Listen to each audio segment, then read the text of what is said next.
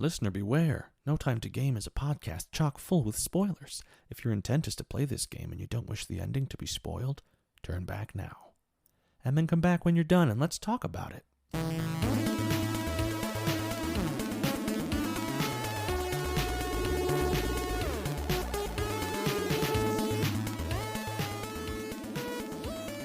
Welcome to No Time to Game, a quest for game-life balance where we play and talk about short games, indie games, and anything else that doesn't demand you sacrifice your relationships or give up your firstborn child. I'm Devin, and I just don't have the hundreds of hours anymore to play MMOs and open-world games. And I'm Josh, and I play everything so Devin doesn't have to. This week I played Katana Zero, on Xbox One, developed by Axisoft. I think that's how you pronounce it, and published by Devolver Digital. I actually just finished it about 40 minutes ago, and all I can say at this point is, wow. 6 hour total completion time. Yesterday and today. If you missed the stream, you might want to check it out, but I have a lot of questions. So I think this should be a good episode. I have a lot of unanswered questions and some things I'm very confused on, but overall, really loved this game. I have 0 answers and also a lot of questions, so it should be perfect. So, was it a good one to start with, or a bit heavy, or? I mean, this one was good.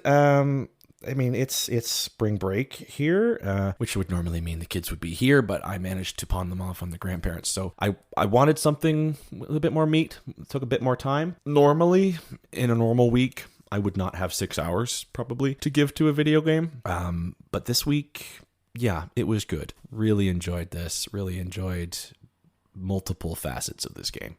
That's good. I was a little nervous once I started watching you play it because I forgot how hard it was, and I don't really know what your gaming ability is. So apologies for that if it was brutally hard. I mean, historically, I am a guy that will turn the difficulty setting to easy or even story mode because I'm more of a story-driven gamer. So the mechanics in this game took me some getting used to. There's a lot of, if you miss one button, you're dead and you start over. But I loved the way that this game did that even was enjoyable, watching it all rewind and start over again. I mean, it was quick and nothing took. There was no loading times, which is great with small games like this. It was all still very fast paced, and I just got to, get a redo. Yeah, I'm kind of the same with like short stuff, or short reload times is the big one for me. I don't generally play stuff that's particularly difficult. I'm not a big fan of Dark Souls and stuff like that. But if it's gonna be hard, I want it to have a lot of checkpoints and a quick reset. And this game had both of those, so I'll just lose interest. I'll just lose interest if I have to sit and stare at a loading screen. Especially at this point in my life, I have such limited time to play that if half of that time is loading screens, what is the point? Yeah, I won't put up with like any anymore. Especially now, like, in the age of SSDs and stuff. If you're playing something, it's like, oh, I died and I gotta wait 15 seconds. Well, it's 15 seconds I'm never getting back. 100%, yeah. Like, be on my phone or something. And what a world we live in. Yeah. Can't wait 15 seconds. But, I agree. I liked it, the way that it snapped you back with, like, the, rewind kind of look too, rather than just like a hard cut or a fade out and fade in. Was really cool. Like the whole sort of atmosphere, it was all like tied together really well, the way that it was kind of done like you were watching it through security cameras. Yeah, no, it was beautiful. Like as far as the animation and everything, the colors, like it was very enjoyable to watch. I imagine as someone watching the stream, I would have watched it without playing it. It's just and the music, like I was jiving a few times to the music. It was a lot of fun. Yeah, that was another thing that was kind of cool. How each level, like you kind of pop your headphones in, and Mhm. it gives you like the track that's playing, and then you go about murdering some people. Do you want to maybe give like a 2 minute story recap, or just sort of what the game's about and what happens before we dive into some story stuff? I mean, I can try. As best as you understood it. Yeah, I mean, I guess we should say that we are going to spoil these games. This is not a no spoilers podcast. We're going to talk about it. We're going to talk about our theories, and we're going to talk about the ending. So if you want to play this game, maybe pause it now, go play it, come back and talk about it with us, because yeah, from here on out we're gonna ruin the ending for you. So basically, from what I remember and gathered, you are a samurai living in a rundown apartment, who has regular visits to his therapist, his psychiatrist. I suppose it's a psychiatrist, who is also your employer, Slash drug and dealer. slash drug dealer. Needs to give you regular doses of this drug that we find out is called Chronos later on in the game. And this Chronos seems to give you some kind of superpowers to slow down time and just basically be faster than humanly possible. And without it, some crazy withdrawal effects start to take place. I mean, you start to, do you want to tackle this part? Like it's very confusing what happens. You start to go into this kind of void where you're seeing things that aren't there, and it's kind of like an eternal suffering type of situation. Is that how you kind of? Yeah, I think so. They kind of touched on that later. They said something about how if when the drug runs out, you just live forever in your own head or something Dead or weird. alive. If your corporeal body is dead, you're still in this like forever, eternal, anxiety-ridden torture dungeon. Yeah, I Like, think I think basically time just slows down to the point where it's you're living a lifetime in a second sort of thing. Um, yeah, but the lead up to that, like you say, you just sort of start seeing things and reality starts bending a little shifting. bit. Yeah. Anyway, he also gives you contracts. You're this psychiatrist. And you are his assassin, I guess. You don't really know who he works for, or really what point there is to killing these people, until you start to talk to them and find out more, and find out that there was a war between the Cro-Mags and what was the other side of that war? Do you I don't know remember? if it said. I think the Cro-Mags were sort of the enemy, and you were on the other side. Sure. So, and then there were these super soldiers in this war that were all injected with this Chronos drug. And you meet a few of these guys throughout the game, and find out that they're all kind of searching for vengeance on the people that did this to them, or to us, I suppose. And yeah, you start to piece it together, and end up killing a few of the people that you were involved in making the drug. Gosh, the last couple levels were a ride. Quite confusing. And that level with Leon was his name, Leon von something. He was the guy that manufactured the drug. I believe he invented it, and that was a hard level. That was really difficult. That took me a long time to complete. Yeah, I think the first probably 7 levels were as long as the last three because they just got Well, they're just brutally longer, hard. right? Harder and longer and more complex. A lot more coming at you. Yeah. God, what a ride. Yeah. Still buzzing off of it. Yeah, I kind of felt the same. It was one of those games where like I beat it and I just set down the controller and picked up Google and was like, what did any of that mean? What was this that I Yeah. just played? And I was just like, give me all your fan theories. Like, there was a whole kind of thing in the story with the little girl that lived next door.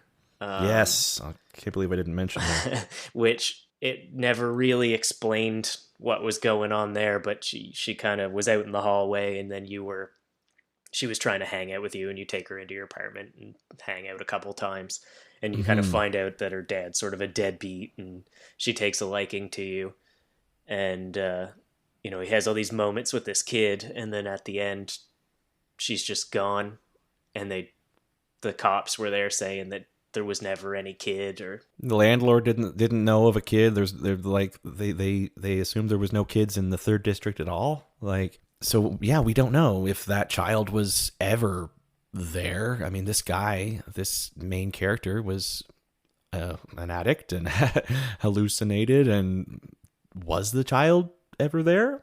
I mean, I hope so. I really liked that child. But at the end there, with I guess we didn't talk about comedy and tragedy yet, but in the midst of all these hallucinations and withdrawal, these two characters come up and start. They've got those masks, those masks that comedy and tragedy.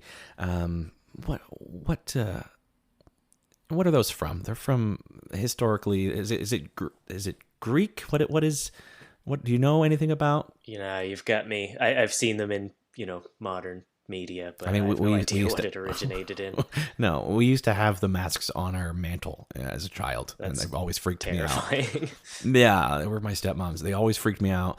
There was the one that had the frown, which was obviously tragedy, and then the one with the smile that was comedy. They were both just as creepy as the other, and we used to like put them on and run around the house.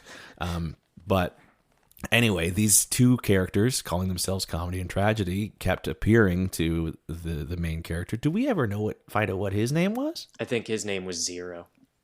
Yeah, Zero, right? Because he was some kind of like an experiment. Anyway, they keep appearing to him and telling him that he's got a choice to make, and he needs to choose life or death, which I still don't quite know what that choice was about. I mean, I chose life, and when I chose life, it meant that I lived, but all of the police officers around me would die, and then maybe, like, I'm really curious about what would happen if I chose death. Yeah, it also, I think, implied at the end that choice was why the girl was why gone. why the girl was taken, Um, because they had her at the end, in the very end. She yeah. was in this void with them. I also made that choice, so I went back and Googled it. It was kind of funny because you made a lot of the same choices that I did, so I was kind of Mm, hoping we would be like, "Oh, I didn't do this," and right. but we just did the same things the whole way through. So I Googled a few of them. Apparently, that's how you get the sort of the non-canon ending. You choose death, and they just kill you there, and Oh, credits roll, and that's the end of the game. wow. Okay. Um, Well, I mean, could have so been a much shorter game. yeah, so I was kind of wondering what was going to happen there, but it just lets you reload your save and keep going. So it's just kind Sure. of it's probably an Try achievement or again. something. Yeah, Yeah. but yeah, the thing with comedy and tragedy and the little girl, it was sort of implied at the end, and this is kind of the theory that I would subscribe to, is that none of that was actually real. Like, it was all in your head, but I think it was That probably left intentionally vague. Yeah. Yeah, I mean, I did wonder that. I think there's a lot of things that were going on in his head that that just, I mean, how would you know? It's left open intentionally, right? So, Yeah, the other thing about the girl too, partway through the story, she gave you that doll, and then you find out you're sort of having these flashbacks through the whole story, getting bits and pieces dreams. Yeah, of every time you go to sleep. Yeah. yeah, and it's like something going on in this house, and these soldiers come in and all this stuff, and then you find out at the end that you were the soldier when it was sort of acting like you were the child the whole time. Mhm. That's Um, what I always assumed. Yeah. and then the soldier, you being the soldier, took this doll from that house, and it was the same doll that the girl gave you, which also sort of implies that that did not come from the girl, or that that was all in your head. Well, it wasn't even the one that she gave me, was it? It was the one that she found behind my couch. in the beginning. Remember, she came over looking for this doll called Leviathan, Right. and she had another doll that would glow or beep or something when this other doll was close. So yeah, you could I guess interpret that I as had it like all along. how would she have known that that was there if she was real, or possibly, maybe these dolls for whatever reason sensed each other like it said, and she, was out in the hallway and was like, "Hey, there's a doll in there," and that's why she talked to you in the first place. I'm really curious. And there is, it seems, a second game because it said to be continued at the end. So I need, I need to play this. Need some closure. Yeah, if you're not satisfied with the level of non-closure in this game, you might be upset with a few of the other games I've got on the list. Oh, fantastic. Yeah. I like a story like this, though. I like it when it's, just nonsense and it doesn't actually come out and tell you, as opposed to, what you get when they try to, like, end something that didn't make sense in the first place, like Lost. No, yeah, you don't need, I don't need them to tie everything up. Like, that's not going to get me talking at the end of it. If there's a lot of loose ends, and questions, then that's what I'm going to be thinking about for the game. I'm going to be thinking about for days to come, weeks to come. But yeah, I mean, leave it open. Yeah, I kind of like that, but it is cool that they left it, for a sequel, because I think they could do something where, they bring the same characters in and tell more of the story. They don't necessarily need to tell the same story or finalize that original story, but maybe bring in some new stuff. Oh yeah, I mean, we still don't quite know. There's a character, Snow, I believe was her name. This other, like, tall samurai woman. I don't remember seeing her again. Like, she came up kind of halfway through the game, and then was she in the end? I don't think so. Yeah, I'm not sure. I didn't catch what happened to a lot of the characters. I know a few of them were killed, but Now, Snow wasn't killed. I killed that Russian guy who was working with Snow. yeah, V, I believe, was his name. yeah. There's definitely, and they also said you were 0, and then there was another guy that was 15. So, presumably there's another 14 people out there that they could draw from. True. That's very true. So we talked for a sec about the effects of the drug wearing off. What did you think of how they sort of did that with kind of fake game glitches and that kind of stuff? I really liked that. I really liked that feature, because I wasn't sure a couple times whether the game was glitching. It was well done. Like, I kept thinking, oh, what's going on? What's going on with the game? And then I realized, oh no, that's just Zero coming off of his drugs. Yeah, it was a really cool effect. Yeah, I'm a really big fan of that kind of stuff. I think it's really cool when they sort of It was creative. It was tie that really in. unique. Yeah, there was I don't know if you played one of the Arkham games. I think it was where you get poisoned by Scarecrow. Played all those, and they actually mimicked what happened on the Xbox 360 when you get the red ring of death. Oh yeah, and it was like they built that into the game, so when it happened, people would think that their Xbox was getting the red ring. That's really funny. And then it would kind of glitch out and go back to the game, and you realize that you had just been poisoned and stuff. But yeah, I always find that really cool when they do stuff like that. Yeah, it's a really and there was interesting way to make the player feel something.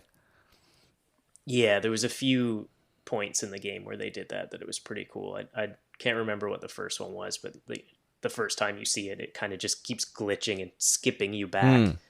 And it almost seems like it's just resetting for you, but then as you progress, it changes things a little bit. And it happened again in one of the later boss fights, where you're fighting this boss and it seems like you're barely making any progress. And then it's, in one of the respawns, she says, like, I've killed you that way 1,000 times before, or something like that. You realize that, like, it's supposed to be this way. I'm not doing that terribly. Yeah, exactly. And that's kind of a nice way to take a game that's hard like this and add something in to make those boss fights feel a little less frustrating. Because it probably didn't actually mean anything. It was probably just triggered after you died 10 times or something, Yep. right? But it made it feel like, well, at least I've progressed far enough to get a new bit of dialogue or I'm something. making a dent in this boss. Yeah. Yeah. Even if I wasn't, I felt like I was, which is all that matters. Yeah, exactly. So that's kind of a cool little like developer trick, I think, to make people feel a little less I frustrated. love the way that the bosses never had health bars. Like none of the enemies had health bars. It was like if there was a hard boss, you just had to get to different phases within the fight.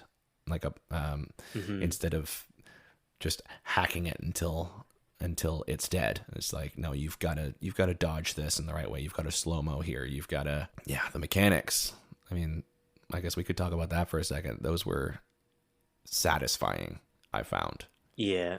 Yeah, it was very quick. There was very little margin for error, which made you feel just powerful. Yeah, and there wasn't really any wasted space or wasted time either, which was cool. Like, there wasn't like, oh, run down this hallway for 10 No. seconds for no reason, or, like everything was meant to get you quickly back in the action because they were expecting you to die Mm-hmm. very often. Yes.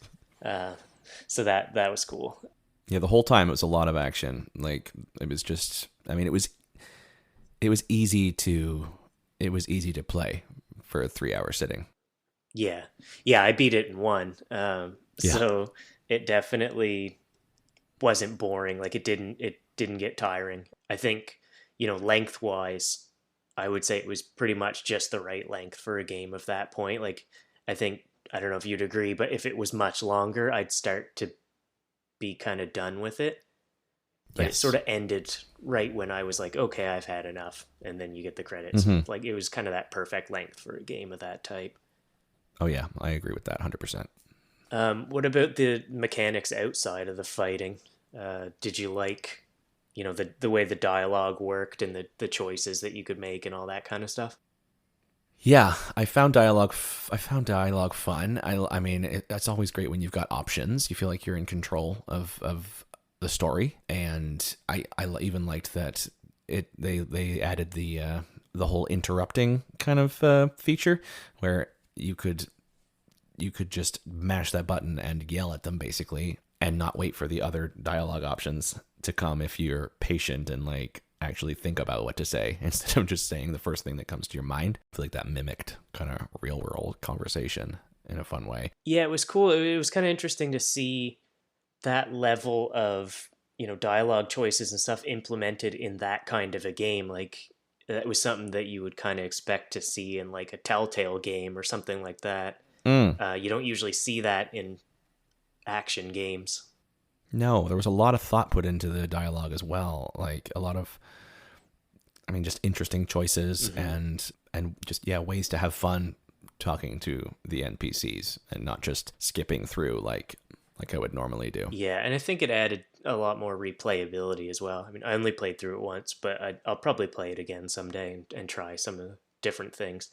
I don't Yeah, know of how course. much it really makes a difference. Like, I think the story progresses pretty much the same no matter what you do, but it Hmm. really gives the impression that it makes a difference.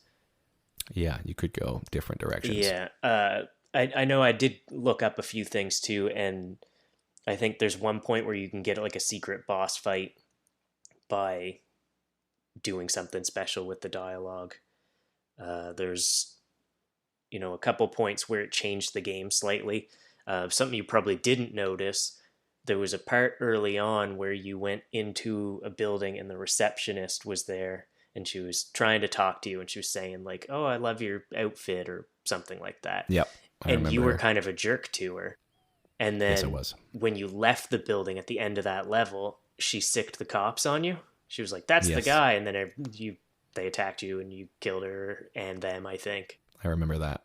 But if you're nice to her, and I think this was the choice that I made because I have some vague memory of her talking to me about being at like an anime convention or something. She was like, "Oh, you must be in town for like the anime. Like, have you seen season 3 yet?" And went on this big long thing. So you had to go through the dialogue much longer than what you stuck it out for. Sure. But when I did, at the end of that level, I came downstairs and the cops were there, and she said something, like, "Oh, it's not him. Don't worry about him," and let me pass, and I didn't have to fight at the end of that level. Yeah, I think that was the point when I realized, oh, okay, being a dick to these people might have an effect, like might actually change things for me. So maybe I shouldn't just be this asshole that I've been being the first part of the game. Yeah, and I mean, I think it's really because it only changes little things like that. I don't think it really makes that big of a difference, but it could No, make not storyline for wise, you but like having more fun if you wanted to play it again, or if you did decide to play on hard mode or something. Like it could be fun to kind of go through and see what the other options are and stuff. And I don't know if you saw this, but I think you can choose to replay individual levels as well. So if you wanted to just try out, what happens if I say this or say that, you can go back after oh, I you've beat the missed that. game and select chapters and stuff. I would like to try that. I also saw it opened up a speed run option. I'm curious about that. Do you think that would like give you a timer? Yeah, Like probably. It's probably a timer's timer. just less? Maybe it auto skips some dialogue or something for you, but I'm not really sure. Interesting. Okay. I mean, I'm also curious about hard mode because I found this game to be very difficult. Yeah, I assume it's just more enemies, but I don't know. Maybe they, shoot faster, or it's like harder. Right from the get go, it's dudes with shotguns instead of those guys that punch you and stuff. Right. Yeah. I mean, I might try it out. I'm curious. There was How much harder can it get? careful what you wish for. There was one other part that you and I did differently that I thought was interesting, and this is what kind of made me think that it doesn't really matter what choices you make. And Right. it was when you were talking to the DJ, and your assignment was to kill this guy, and then they tell you when you're going in, make sure you don't talk to him. And then this guy immediately starts telling you things about the drug and the soldiers and all this stuff that you would want to know. And so you let him talk to you for a while, and then you killed him. But I just kept letting him talk to me, and for as long as he would. And then a sniper shot came from off screen and killed him. So I never even killed that guy. He just died right in front of me.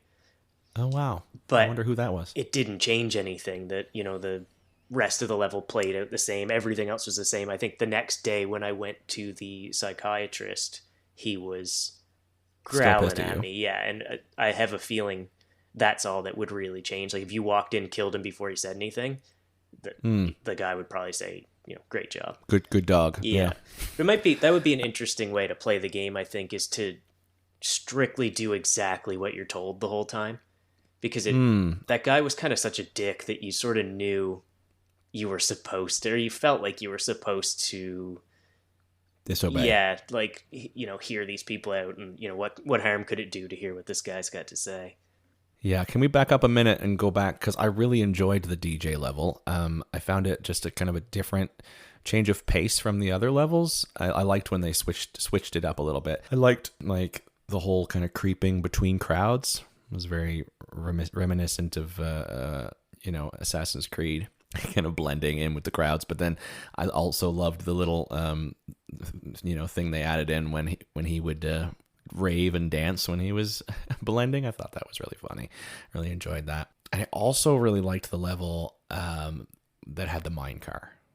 Oh yeah, I forgot about that. That was really cool. That was probably one of the best. That was a lot levels. of fun. The way that you had to like jump off it and hit switches and jump back on and stuff, that was really neat.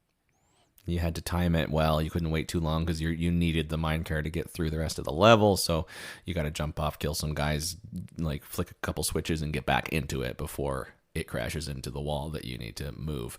I just found that very, very, very enjoyable, very satisfying. I would play that again tonight. Yeah, they did a good job taking these few mechanics and using them in interesting ways. Like every level wasn't just here's some doors and some rooms and some guys with some guns. They really brought you into. There was another one where you were on a motorcycle, and it was. Oh, I forgot all about the motorcycle level. That was so fun. Yeah, and the mechanics were the same. I mean, you could deflect, you could dodge, and you could slow time, but it was just a nice break, kind of in the middle of the story, from what you've been doing all along. Yeah, I really enjoyed that. It felt like kind of Mario Kart-esque. Yeah.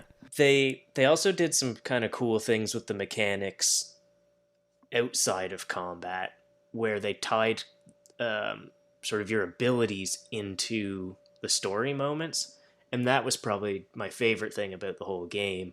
Was the two that spring to mind is when you were in the casino, even though it wasn't really a Mm, fun thing to do, it just kind of made me go like, oh, that's really cool. When you yes. basically Yeah. it was you're betting on red and black, and if you failed, you just rewound time and picked the other one, and then you just clean this guy out of his chips, and then you have the money you Completely. need to get into this next room. Yeah. Yeah. No, that was a really neat. A really neat level as well. But the other spot that I think that they really nailed that was when you were tied up by V and he was interrogating you, and he Mm, kept killing you no matter what you would say, but then your dialogue options would change based on what you had tried in the previous like and already lives. knew that he was going to say like about how he had a date and how like yeah, I Yes. forget some of the other options. So you just start interrupting him like over and over with, yeah, I know, yeah, you're going to do this. Yeah, big deal, blah blah blah, until he gets mad at you and just storms out. Yeah. Ask someone else to deal with you. Yeah, and that was a really cool way to take those same time rewind mechanics and bring them into the other parts of the game. So the other thing I think that was cool about this game was, not only was it was a pretty serious game, but they managed to like sneak in some pretty good humor moments throughout the whole thing. Yeah, I laughed out loud quite a few times. Like a lot of the dialogue and just a lot of the story was. I mean, it was dark. This was a dark game for sure, but there was a lot of humor. There was a lot of funny parts. The one that springs to mind is in one of the early levels. Before you started, you could wait outside a door and you'd hear these two guys talking about how cool this guy Strong Terry was. And that, Yes. everybody, well, do you think he could beat up Strong Terry? There's no way. And then they just keep bringing him back throughout the game. Like in a later level, you kill him, and then in a later level after that, they're talking about like how sad it is that Strong Terry's gone, and I just loved the Strong little Terry. things like that really kind of broke through the feeling of dread that you had throughout the rest of the game. A lot of the names of the enemies were funny. What was that scene where they were like initiating this guy Oh, from like a tricky Rick or yeah, it was something to something Richard, and then Richard? Yeah. yeah, you're now He one of was the Slick initiated Ricks into or a something, and slick Rick or yeah, something. Yeah, yeah, yeah. Oh, I found that hilarious to the point where I just stood there and listened, and then ran out of time and had to redo just because I didn't want to miss any of that. yeah, that was funny too because a lot of these games, these smaller games and older games like on Super Nintendo and stuff that have these kind of graphics, a lot of the enemies look the same and it's just never really Yes, addressed. So it was kind of their way of poking fun at the fact that like you've just killed 55 of these dudes that all look exactly the same, but they were they've all got yeah, pompadours they were and basically crowbars. in a gang, and that was their initiation. They had to all look the same, and that was sort of for lore purposes or whatever. So yeah, I guess the reason that you wanted me to put together some games for you is to find you some games that aren't quite so addictive, as a MMO or a games as a service, that kind of stuff that just takes over your whole life.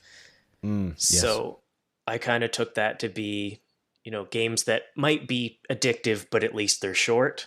Or, if a game's not completely not addictive, it's probably no fun. So, where's right. the fun in that? So, what did you think about this one? Like, was it hard to put it down when you had to stop at the halfway mark? I mean, yes and no. I loved the kind of classic level system. I find a game like that a lot easier to stop and to put down because I'm just stopping the end of a level, pick it up, and do those levels next time. So I felt like a 2 to 3 hour session was good. I mean, it passed very quickly. I mean, I said before I wouldn't have this much time generally on a normal week, but I did. So I enjoyed it. It was a good length. I mean, I would also be happy to beat a game like this over multiple single hour sessions, right? Like I found it, yes, it was addictive. Yes, I loved to play it. Yeah, I was thinking about it when I wasn't playing it, but it was more like I was looking forward to picking it up again.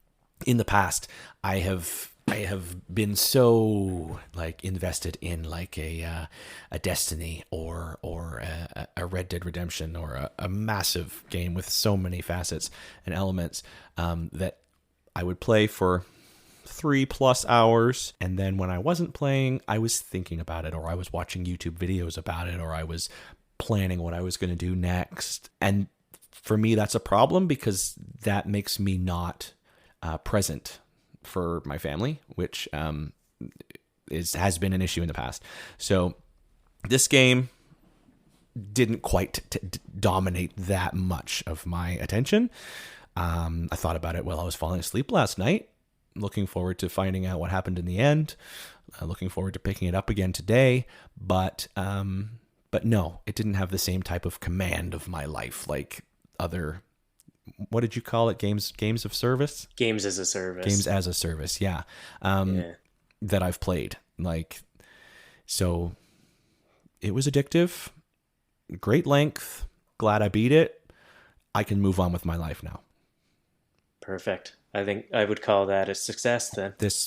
For a first one, this was a success for sure. It achieved the goal that we set out with this little experiment. So, what do you want to rate it? Give me a number out of 10. What would you say this game was? Oh, I mean, just an overall rating for everything, story, combat, mechanics. I mean, I can't think of any shortfalls. I can't think of any reason that I would give it anything less than a 10. Wow. Yeah, it was a good choice. I really, really enjoyed it. That's good. I'm glad. Well done, Josh. We'll find you something that's not quite a 10 next time. I request that you find something that is shorter. So I guess we're gonna pick the next game now. Are we moving on to picking the next game? Let's do that. That sounds fun. I've got something in mind. So shorter, let me say, I want easier. And yeah, maybe something that's, I mean, this was story driven for sure, but something that's maybe just like mostly story or only story, like if we could do that. If such a game exists. Well, such a game does exist, and that game is called What Remains of Edith Finch. I have never heard of this. And it's very good. Really well-rated game. It's a couple of years old now. And it is what you would call a walking simulator. I think there were some light puzzle aspects to it. I beat this one a couple of years ago. It's been around for a while. But I think this is another one that I beat in one sitting. I think it was only, 2 hours or so. Okay. Well then, I take this challenge. All right. That's it for this week's episode. You can follow me on Twitch at twitch.tv/RogDev, that's ROGTEV, to watch me stream the games we talk about. You can also join our Discord server with the link in the podcast description for important announcements and general chatter. Or if you're more of a fan of a good old-fashioned email, you can send me some questions, comments, or game suggestions to notimepod@gmail.com. Thank you so much for listening to No Time to Game. Be sure to subscribe wherever you get your podcasts so you can be notified of upcoming episodes. Press X to skip the credits.